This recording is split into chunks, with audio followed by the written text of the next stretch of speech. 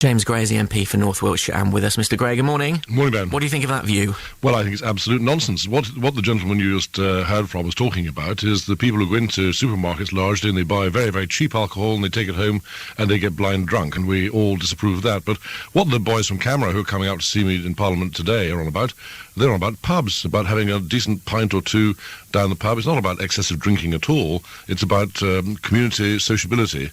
And I think the gentleman you spoke to a moment ago is actually just missing the point altogether. They'll come to see you, you'll, handshake them, you'll all agree that this is a bad thing, but your government's not listening to anybody, is it? I think we'll do more than handshake, actually. I suspect we'll probably go down to the Terraced House of Commons, not too cold, and have a nice pint together. Where it's subsidised. It's subsidised, isn't it? It's not subsidised. It's not subsidised. We pay a full market price for it. And the market price is already high enough. The point we're making to the government, I made it very strongly myself, I signed the motion to this effect, the price of a pint of beer is already high enough, and by increasing the duty further, which they're planning to do, you won't actually increase the amount of money earned by the Treasury, but you will make it very, very difficult for small, particularly rural community pubs to survive.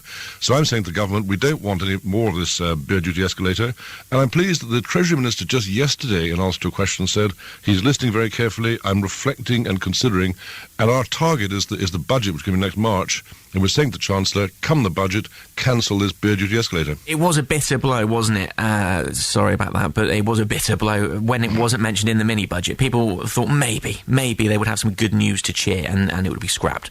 Well, you don't give all your things away at one go, and the autumn statement normally is a fairly low-key sort of thing, and the main beer duty announcements, for example, will be in the budget itself in March. So we're keeping up the pressure from now until March. The Treasury Minister, Sajid Javid, who made the comment in the House of Commons yesterday, he's seeing the Camera people today, and he said, I'm keeping an open mind, I'm reflecting and considering. Now, that's pretty strong ministerial code for, what you're saying here makes good sense. Actually, it's not going to raise the Treasury very much money, but it might have a devastating effect, particularly on rural pubs and rural drinkers. Not the sort of guys your colleague was talking about a moment ago, but decent, ordinary, sensible people going down to the pub and having a pint or two of a Saturday. And that's something we all want to encourage in areas like North Wiltshire. Why has your government persisted with its sinking for so long? And if it doesn't make ends meet financially, if it doesn't work socially, if it's crippling people and losing jobs, why have they gone with it all this time?